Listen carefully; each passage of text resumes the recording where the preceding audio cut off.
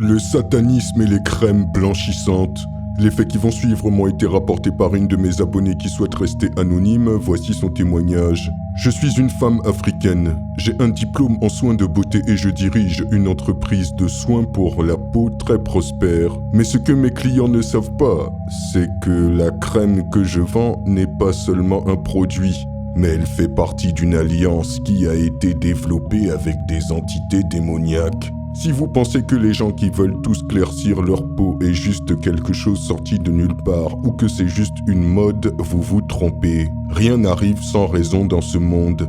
Certaines idées ou pratiques sont directement influencées par le monde spirituel et dans certains cas, ces influences viennent d'entités sataniques. Tout a commencé quand mon père est tombé gravement malade. La science normale n'arrivait pas à le guérir. Nous avons alors commencé à chercher des tradipraticiens pour trouver une cure à sa maladie. On m'avait beaucoup parlé d'une tradipraticienne tanzanienne que j'ai décidé de rencontrer. Quand on s'est rencontrés, elle m'a tout de suite regardé avec beaucoup d'intérêt. Elle m'a dit que je faisais partie de sa famille spirituelle et qu'elle voulait vraiment que je me fasse initier et que cette initiation allait me permettre de sauver mon père. Elle m'a alors dit « Je vais te montrer quelque chose ». Elle a allumé un feu. Elle est rentrée dans une sorte de transe et a mis sa main dans le feu. Elle a laissé sa main ainsi dans le feu durant au moins 5 minutes. Et quand elle l'a ressortie, sa main était intacte. J'étais stupéfié. Elle m'a dit que ce n'était rien et qu'elle pourrait me présenter à des personnes bien plus puissantes qu'elle. Elle m'a alors donné un bracelet et un collier en cuivre. Elle m'a dit de les garder mais de ne pas les porter pour le moment. Elle m'a dit qu'elle allait me contacter d'ici quelques semaines et que j'allais la rejoindre en Tanzanie. Et puis quelques semaines plus tard, elle m'a contacté par WhatsApp et j'ai fait le voyage pour aller en Tanzanie. Elle m'a accueilli à Dar es Salaam. La nuit du 3e jour, elle m'a remis le bracelet et le collier que j'ai porté. On m'a bandé les yeux pour faire un trajet. Quand nous sommes arrivés et qu'on m'a enlevé le bandeau, j'ai vu que nous étions dans une forêt au milieu de laquelle il y avait une grande maison. Il y avait 3 autres filles avec moi, aussi là pour l'initiation. Nous sommes entrés dans la maison et nous nous sommes assises dans un grand salon. Et là, j'ai commencé à entendre des bruits de tambour. C'était bizarre, je n'arrivais pas à savoir d'où venait ce son. On aurait dit qu'il venait de l'intérieur de moi-même.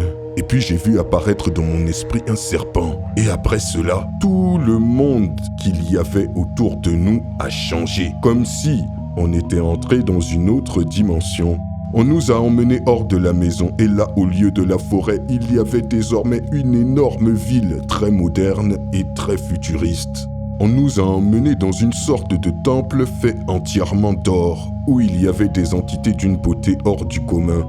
L'un d'eux s'est approché de moi et m'a dit « Si tu veux sauver ton père de sa maladie, tu as juste à prononcer ces mots. Étoile du matin, je te dédie toute ma vie. Toi, l'étoile la plus brillante du ciel, la belle, celle qui est tombée des cieux pour illuminer le monde entier et pour donner à l'humanité ce qu'elle cherchait. » Souhaitant tellement voir mon père guérir, j'ai répété ces mots, sans savoir qu'en fait, je vendais mon âme au diable. Puis l'entité m'a montré un pot de crème pour blanchir la peau et m'a dit « Il désire devenir clair, alors nous devons leur apporter la lumière. » Il m'a remis le pot en me disant « Telle sera ta mission. » Et à ce moment-là, je me suis réveillé dans la maison de la forêt. J'étais de retour dans notre monde. J'ai été ramené à Dar es Salaam et on m'a emmené dans une petite usine de production de pommades éclaircissantes. J'ai passé 3 jours là-bas. On m'a tout expliqué sur ce business. Quand je suis retourné dans mon pays, j'ai commencé à vendre ce produit et à me faire beaucoup d'argent, énormément d'argent. J'ai inondé le marché avec mon produit et pas seulement dans mon pays, mais aussi dans d'autres pays africains.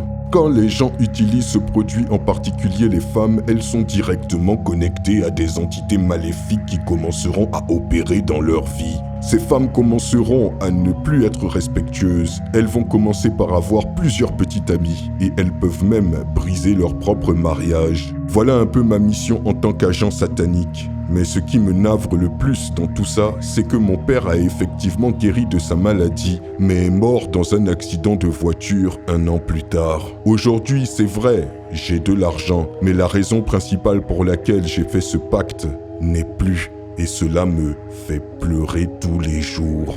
Voilà mon témoignage. Quel témoignage sidérant, effrayant et triste. Dites-moi ce que vous en pensez dans les commentaires et je vous dis à très bientôt pour une nouvelle vidéo. C'était Takashi J numéro 1 sur les histoires mystiques de l'Afrique.